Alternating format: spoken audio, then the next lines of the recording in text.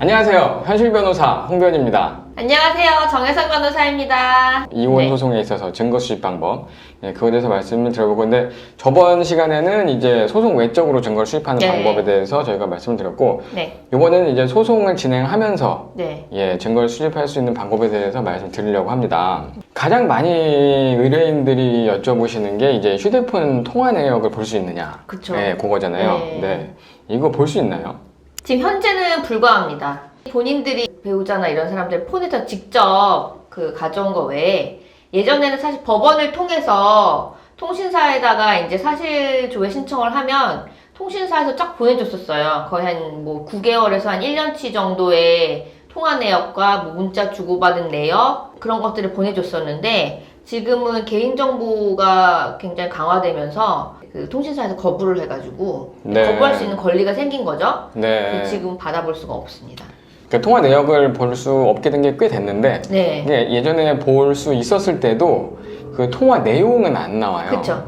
근데 이제 의뢰인들이 그 조회하면 통화 내용까지 다 나오냐고 하는데 그 당시에도 한 제가 그 2015년까지만 해서도 종종 받아봤었거든요. 그쵸.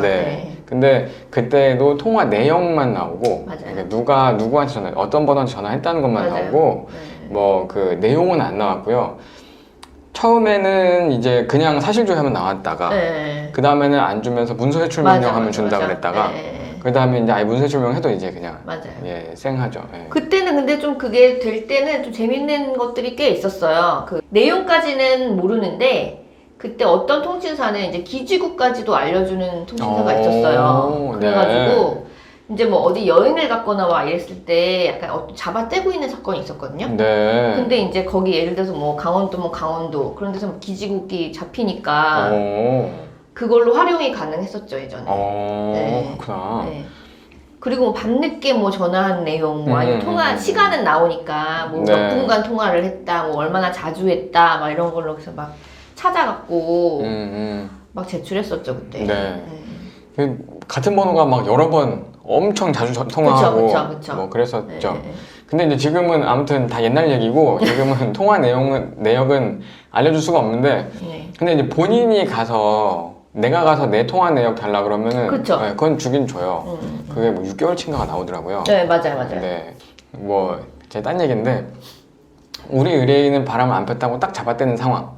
상대방은 바람 폈다고 막 우리가 바람 폈다고 몰아붙이고 있는 상황. 우리 정말 안 폈대. 정말 안 폈대. 내 결백을 입증하기 위해서. 그래서 제가 조정 때 그러면 통화 내용 그냥 떼가지고 보여주시죠. 그랬더니 얼굴 하얘지는 거예요. 결백하지가 않았네. 실수했구나.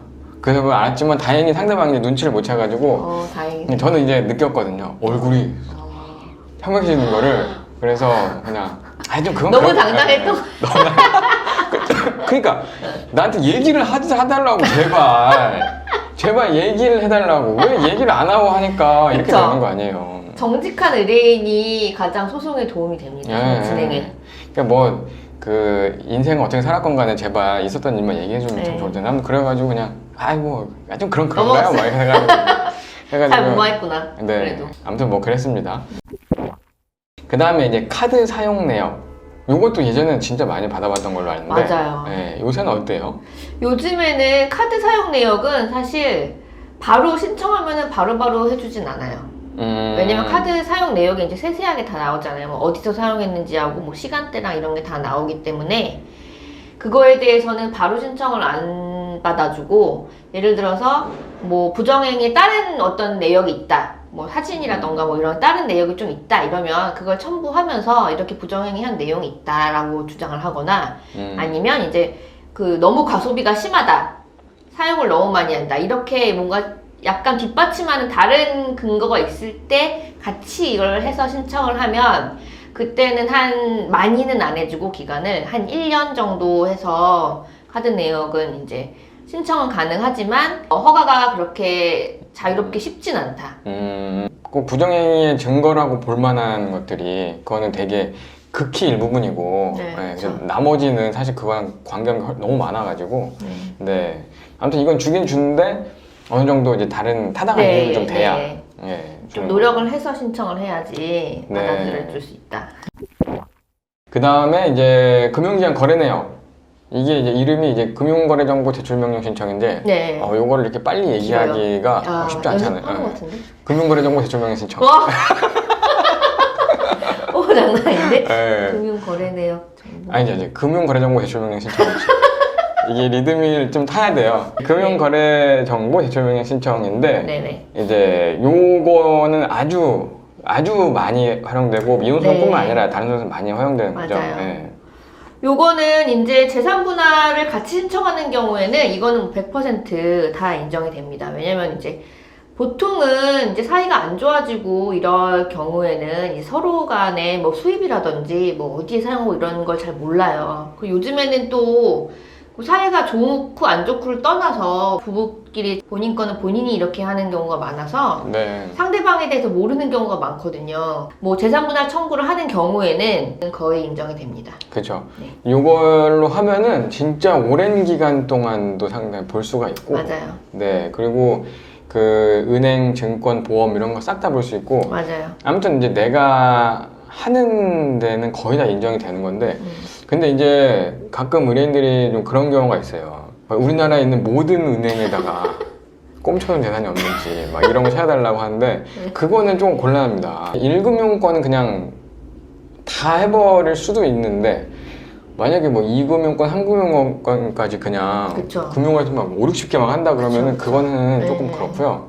어느 정도 이제 그 정도까지 하려면 어느 정도 좀 근거가 있어야 되겠죠. 뭐 거기에 뭐 카드가 있다든가 뭐 저축 예전에 같이 하셨다가 이런 게 있어야 되는데, 우리가 생각하기에 그 타당한 범위 내에서 뭐 10개를 일단 먼저 신청을 해서 나오는 것들이 몇 개 있을 거 아니에요. 그러면 그 중에 그 내역들을 보면 또 거기서 다른 어떤 은행으로 보낸 게 있다. 내가 신청하지 네. 않았던 은행.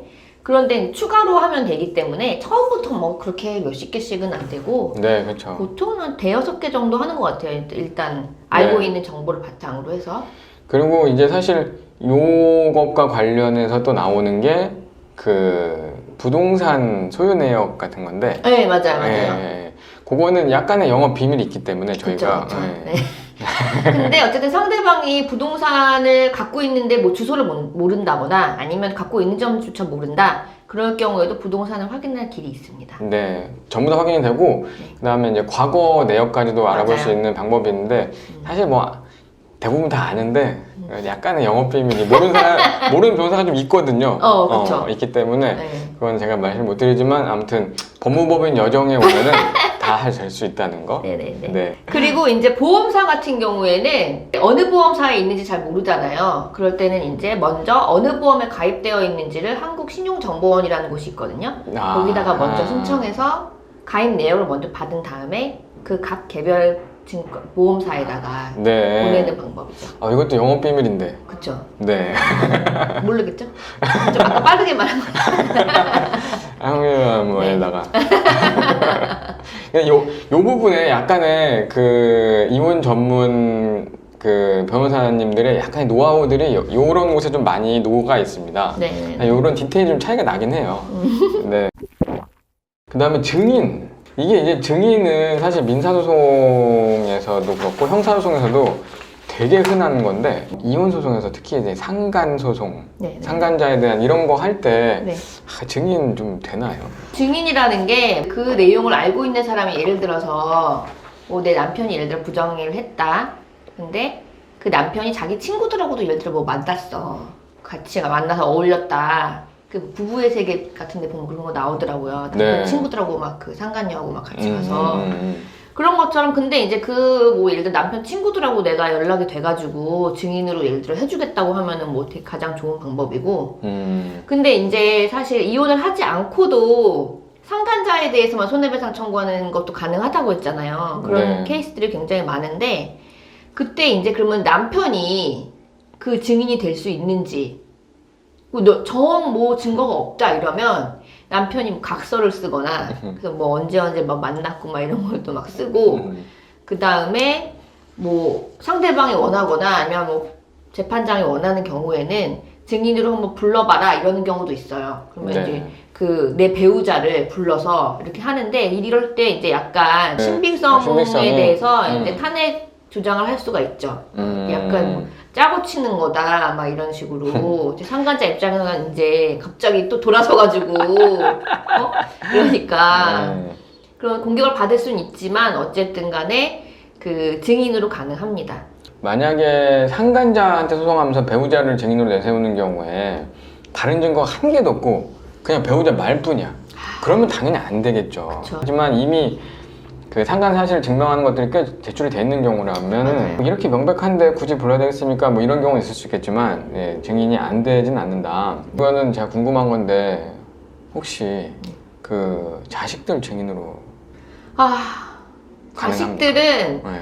미성년일 경우에는 재판부에서 그런 거를 좋아하진 않아요. 예를 들어서 그 부정행위나 그런 것뿐만 아니라 뭐 폭력 사태가 있었다던가 막 이런 거에 대해서도 뭐 별다른 증거를 막 마련해 놓지 않았을 경우에는 우리 애가 뭐 얘기해 줄 수 있다 막 이렇게 얘기를 하는데 직접 증인으로 그런 건 부르는 것보다는 자필로 진술서를 뭐 쓰게 하던지 그것도 이제 근데 초등학교 고학년 정도 이상한데 넘어가야지 좀 그렇고 미성년일 경우에는 너무 이제 부모의 말에 흔들릴 수가 있기 때문에 어렵고 이제 나이가 어느 정도 있는 경우에는 그렇게 하는 경우도 있습니다. 네.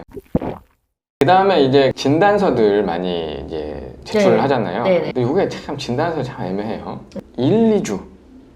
네, 이런 맞아요. 것들이 좀 많이 있단 말이에요. 그쵸. 네. 사실 이 2주 정도까지는 정말 일상생활에서 자연적으로 치유될 수 있는 정도라고 할 수도 있는 수준인 거잖아요. 네. 아직까지는 거기는 절대 뭐 상해도 인정이 안 된다 뭐 이런 것까지는 없으니까. 경험상 보면은 이게 크게 다치진 않았지만 어쨌든 정말 폭력으로 상해를 입었다. 근데 이게 조금 시간이 지나면 없어진단 말이에요. 그쵸. 좀 이 정도 멍이 막 크게 들어도 한 달 지나면 없어져요. 그쵸. 그럼 그렇게 되면은 나중에 이거 때려서 멍들었다고 주장해봐야 증거가 없기 때문에 이런 경우는 사진 꼭 찍어놓고 맞아요. 진단서 꼭 받아놓고 네. 요거는 굉장히 좀 중요한 것 같아요. 맞아요. 네. 그 뭐 상해 진단서를 받는 게 가장 좋긴 한데 상해 진단서 받으려면 좀 가격이 한 10만 원 내외 정도 아마 들거든요. 네. 그걸 받기가 좀 어렵다 이러시는 분들은 어쨌든 병원에 가서 진료 기록, 뭐 처방전 받은 거 그런 거라도 일단 확보를 해두시는 게 좋습니다. 자꾸 이거 자꾸 딴 얘기 하게 되는데 저는 이혼 사건이 아니었고 다른 사건인데 진단서가 3개가 나왔단 말이에요. 이 사람들이 몽땅 다 증인으로 제가 불러봤어요. 의사들을? 믿을 수 없다. 왜냐하면 그 정도가 아니었거든요. 어떤 의사가 증인으로 나왔단 말이에요. 그래서 증인 몇 월 며칠자 상해 진단서 발급한 사실이 있죠? 그랬더니 아니요 그러는 거예요. 그래가지고 무슨 소리예요? 여기 진단서가 여기 있는데 그랬더니 그거 상해 진단서 아닌데요? 그냥 진단서인데요? 그러는 거예요. 그래서 다시 보니까 그냥 진단서인 거예요. 그러니까 이건 상해 진단서가 아니었던 거지. 거기서 증인신문이 굉장히 산으로 간 적이 있습니다. 이제 진단서를 발급받으시려면 정확히 상해 진단서를 발급받으시고 맞아요.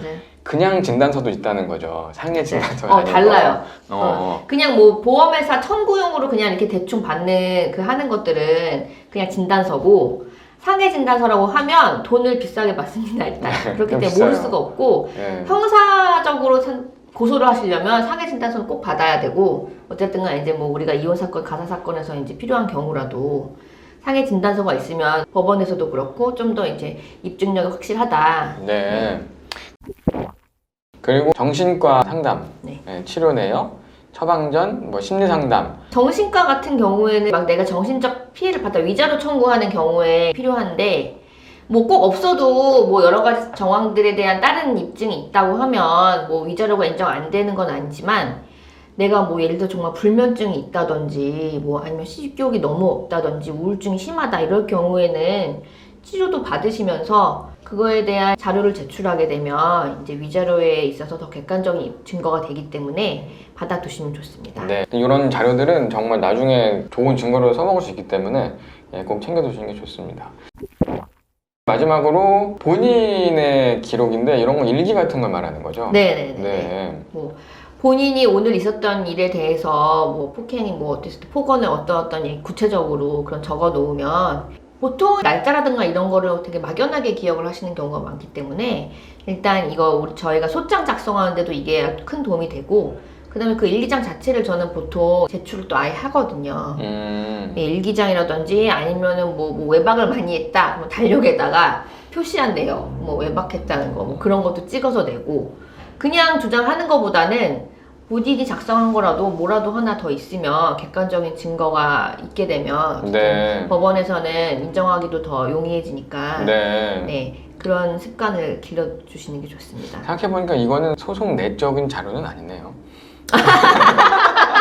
그 밖에 예를 들면 사실조회 신청 이런 거 있습니다. 사실조회. 맞아요. 예, 예. 사실조회는 어디나 다 가능한데 답변이 안 올 가능성이 되게 맞아요. 크다는 거. 맞아요. 이게 뭐지라고 생각하면서 그러는 경우도 많고, 이제 대기업이나 이런 데서는 아마 그런 경우를 받아본 경우가 많지만 약간 중소기업 정도 되면 법원에서 뭐고 오면 그냥 약간 뭐라고 그러죠? 씹는다고 해야 되나? 네, 뭐야 이거. 와도 그래서. 그냥 네. 답변 안 하고 그렇게 하는 경우가 많아요. 독촉을 이제 몇 번 해서 꼭 이걸 해줘야 된다는 식으로 이제 하면은 그런 네. 생각이 들면 이제 답변을 해주기도 하는데, 그런 이제 위험 부담은 있을 수도 있습니다. 네. 사실조회 신청이라는 게 뭐 예를 들면은 모텔에 그 우리 배우자가 바람 펴가지고 갔는데 내가 아무 증거가 없어. 모텔 주인한테 그렇죠.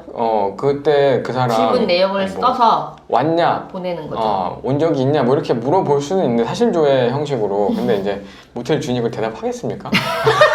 그러면 손님 끊길 텐데. 그쵸. 네, 약간 그런 거랑 마찬가지인데 이것도 이제 잘 활용을 하면 괜찮을 수도 있습니다. 실제로 많이 쓰기도 하고. 네. 해봐서 올 수도 있는 거니까. 그리고 이제 또 사용 단계 말씀드리면 돈, 은행 이런 건 이제 금융거래정보 제출명령 신청인데 그 중에서 세금과 관련된 거, 국세청이나 아니면은 관할 세무서에다가 네. 하는 거는 이제 과세정보 제출명령 맞아요. 이런 거 따로 있거든요. 그런 거, 뭐 이런 거 여러 가지 방법이 있으니까요. 이런 거는 좀 약간의 창의성을 발휘하셔가지고 써먹어 보시면 좋을 것 같습니다. 오늘은 이혼 소송에서 소송 내에서 증거 수집할 수 있는 방법에 대해서 말씀을 드렸고요. 다음번에 더 좋은 영상으로 찾아오겠습니다. 안녕. 안녕. 안녕.